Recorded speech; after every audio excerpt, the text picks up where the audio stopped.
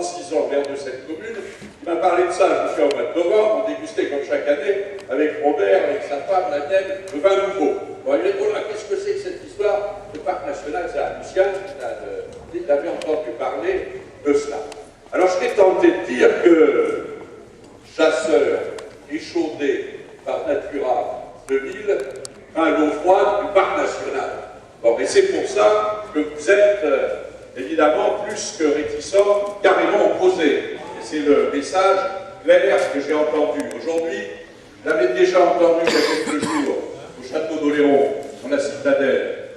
Aujourd'hui, vous êtes pas loin de 500, c'est les chiffres donnés par la préfecture de police. Les organisateurs ont peut-être vu un peu plus, hein, mais au moment encore, il y avait pas loin de 500.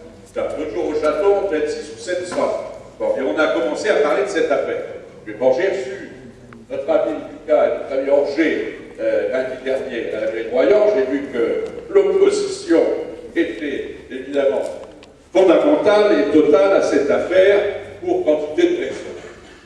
Alors, il faut bien noter que c'est pas un parc régional d'Alpes-Alsace, c'est un parc national. Donc, c'est une affaire qui va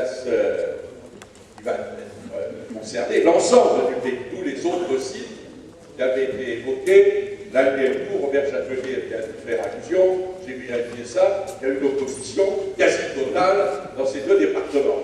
Il faut donc qu'en Charente-Maritime, il y ait aussi une opposition quasi totale. J'ai saisi les différentes autorités, notamment la ministre la planification scomorisée, surnommée par certains Gaïd, qui est élu dans le département, d'ailleurs, il y a quelques semaines, l'anniversaire de tempête Sylvia, elle est venue à la préfecture, à La Rochelle, elle était allée à Regardville et dans d'autres sites. Et alors, elle m'a répondu par une lettre d'hier que je vais vous lire, datée du avant-hier, 25 février. Alors, monsieur le député maire, vous m'avez interrogé sur le projet de création d'un parc national de zones humides sur le marais de Brouage. Le projet de parc national de zones humides est issu, ça complète un peu ce que nous a dit tout à l'heure Yannick, est issu, tenez-vous bien, du 74e engagement du Grenelle de l'environnement, qui a acté la création de 3 nouveaux parcs nationaux. Mais écoutez bien, là, c'est un pour la Méditerranée, bon alors ça nous concerne pas, un pour zone humide, alors c'est celui qui nous concerne avec les 2 autres sites de l'Allier du Doubs, et le 3e pour les queues de plaine. Cet engagement figure à l'article 23 de la loi de Grenelle, c'est ce que nous avons lu tout à l'heure. Une sélection des sites potentiels pour la création du parc national de zone humide a été engagée au printemps 2009 par le ministère avec l'appui du Muséum national d'histoire naturelle et du Conservatoire du littoral. Elle a visé en particulier à identifier les zones humides permettant la création d'un cœur, on retrouve ce problème de cœur, d'un cœur significatif de plus de 10 000 hectares, présentant un intérêt patrimonial important. Sur les 110 zones initialement identifiées, mon prédécesseur, voilà, on voit un pavé dans la mare de Borloo, mon prédécesseur a souhaité à l'automne 2010, vous voyez, c'est l'époque où Lucien a parlé de ça, il était très bien informé, notre Lucien, consulter les collectivités territoriales sur des territoires paraissant les plus prometteurs, dont le marais de Brouage. En effet, alors ça c'est l'ouverture, et c'est ce qui est rassurant, et je compléterai ensuite.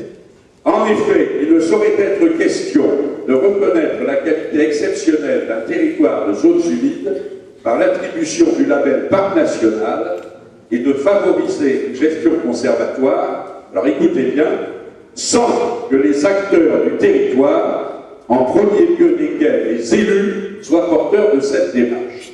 Sans que les acteurs du territoire, en premier lieu desquels les élus, soient porteurs de cette démarche.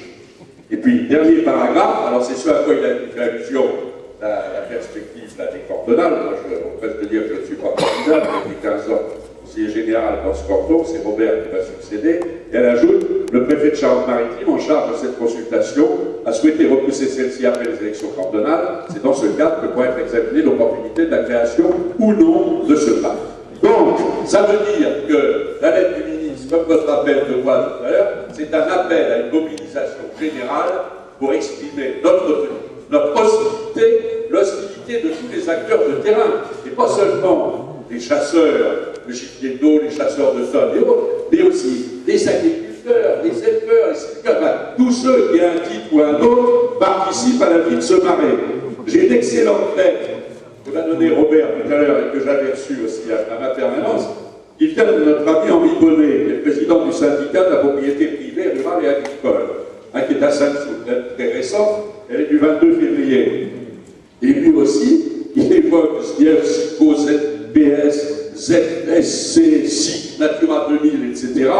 Bon, tout ce que vous connaissez, il y a une overdose de réglementation, et il a cette phrase qui est frappée au point du bon sens: on a déjà des outils suffisants pour protéger et conserver la biodiversité sur ce territoire.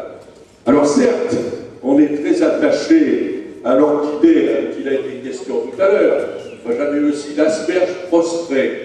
Hein, sur Royan, je voulais faire une boîte de dégagement pour notre zone commerciale et artisanale, il y a beaucoup d'emplois, etc. On propose le cuivré des marais. Hein, je ne sais pas si vous savez ce que c'est une variété de papillons. Bon, enfin, vous voyez, alors là, il faut arrêter. Un ras-le-bol, comme on dit certains, c'est l'overdose. Bon. Donc la mobilisation va être essentielle. C'est l'appel que je lance au maire, évidemment, à tous les élus qui sont ici présents. Il faut que cette opposition, nous la manifestions le plus rapidement possible. Comptez sur moi pour la faire remonter à Paris, au ministère de l'Environnement, comme la pétition d'ailleurs, je vais jouer les facteurs, là, il y en a combien? 1334, vous voyez. Donc je crois qu'il y a une opposition massive qui se fait jour et qui va... Alors quelques petits conseils, là, je déborderai de ce sujet, mais par tout ce que j'ai entendu depuis 9h15, ça va faire 3 heures ce matin. Je crois qu'il faut non seulement que la mobilisation soit générale, mais je prêcherai l'union, si je peux dire, dans vos actions. Alors on va se retrouver bientôt au Vegas pour l'Assemblée Générale départementale de la Fédération. Bon, là, soyez aussi uniques possible. Bon, je ne veux pas rentrer dans les querelles internes, nous en avons aussi, mais soyez aussi uniques possible, ça sera la condition du succès. J'ai bien aimé l'expression tout à l'heure de notre ami Enoch qui nous vient de Gironde, c'est cette approche collégiale. Bon, il faut qu'on soit tous rassemblés, des associations, de chasseurs, des élus, et puis que l'on travaille en bonne intelligence. Ce qui est ressorti même s'il y a toujours quelques éclats de voix dans ces assemblées générales, c'est bien normal.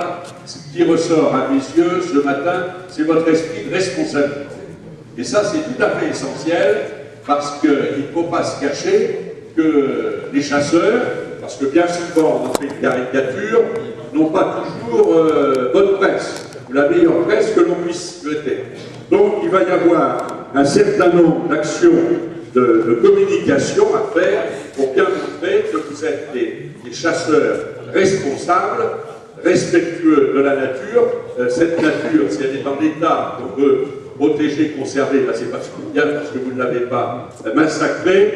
Et il y a donc une reconquête d'image qui est en cours à opérer, et il faut continuer sur cette voie. Vous n'avez aucun complexe à faire par rapport à ces soi-disant écologistes, ces soi-disant écolos, qui sont bien souvent des espèces d'ayatollahs verts, des intégristes, et je crois qu'il faut éviter d'employer cette expression d'écolo, d'écologiste, parce que vous en êtes aussi, des écologistes et des protecteurs de la nature, employez plutôt l'expression d'opposants à la chasse. Je crois que ces gens sont des opposants à la chasse, et ils veulent son extinction progressive et définitive. Quand on parle du ROC, pour moi, c'est le Royan Océan Club, c'est le club de rugby de ma ville et de foot.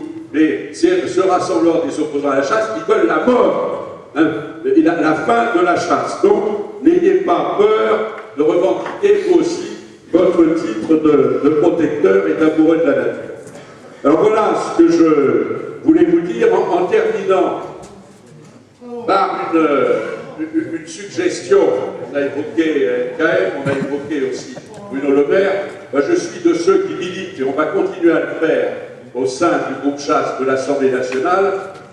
Il y aura des échéances prochaines, je ne parle pas des cantonales, dans 3 semaines, mais des échéances nationales. avec les élections présidentielles, les élections législatives et autres, moi je continuerai à militer pour le rattachement de la chasse au ministère de l'Agriculture. Je crois que c'est tout à fait essentiel pour qu'on ne vous confonde pas. Et puis, s'agissant de notre département, tout à l'heure j'ai entendu cette expression, on va nous manger. Non, il faut être animé par un esprit de résistance. On ne nous mettra pas sous cloche et je crois que nous n'ambitions pas de devenir le département le plus parqué de France, la Charente-Maritime le plus parqué, le plus cliqué, parce qu'on m'a déjà raconté qu'à propos de la réserve de Voie-Solémont, et ça c'était bon de rappeler qu'elle a été créée d'ailleurs en février 1993 par une jeune secrétaire d'État à l'environnement. Bon, je ne dirai pas son nom, je ne vais pas polémiquer, enfin il faut de temps en temps rappeler des vieux souvenirs. Donc devant ce projet de parc national, c'est notre mobilisation à tous qui permettra de gagner. J'ai conduit un combat il y a 2 ans, un peu plus de 3 ans même maintenant, qui s'est révélé victorieux. Au départ, on nous donnait battu d'avance, c'était le combat contre le terminal méthanier en face de Royan. Eh bien, on s'est rassemblés, il y avait des salles là où il y avait jusqu'à 3000 personnes, on a gagné, ils ne sont pas passés. Et pour terminer par une image, non pas une image sportive, celle-là, il y a quelques jours, j'avais le sentiment que certains, dans le parc national, sortaient le carton jaune. Eh bien moi, devant le parc national, sans hésiter, avec vous, je sors le carton rouge.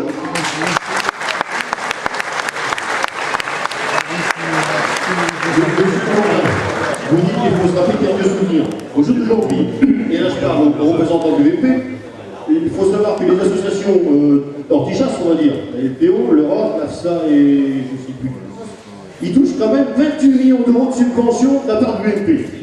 Vous touchez l'argent du panier, sans touche. Donc du gouvernement, pardon, je vais m'exprimer. Donc quand vous dites qu'à l'époque c'était la gauche, aujourd'hui c'est la droite, moi je m'aperçois qu'on est en train de les financer gracieusement. Pour faire quoi? Pour nous faire chier. Donc si vous voulez, des discours politiques, on en a ras-le-bol. Nous, ce qu'on veut, si le mari est accueillant, c'est parce qu'on y est tous les jours en train d'entretenir. Nous, des pêcheurs, la ramassage de champignons, l'agriculture et tout ça. Donc nous, on veut rester chez nous. Point barre. Ça, c'est simple. Donc cantonal, présidentiel, ce que vous voulez, on s'en fout. Nous, ce qu'on veut, c'est rester chez nous. Et ça, vous le comprenez. Et c'est à vous de le faire remonter en haut, au lieu de vous dire, débrouillez-vous.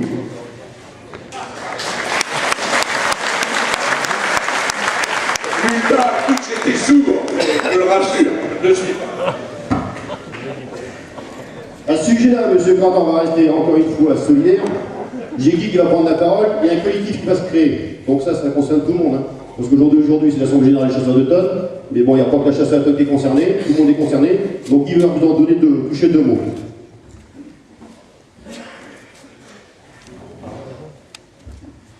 Bonjour à tous.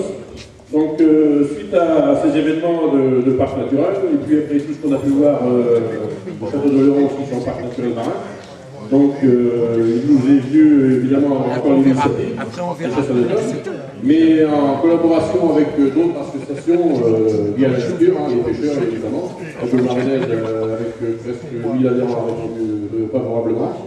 Donc on a fait une réunion avec Christian cette semaine, en rassemblant tous les présidents d'ACCA du secteur qui ont répondu. Donc 12 présidents d'ACCA sont venus, de l'île d'Oléron bien représentés d'ailleurs. Et c'est de créer un collectif, justement pour empêcher cette création de parc, parce que bon, l'objectif est toujours le même, on n'en veut pas.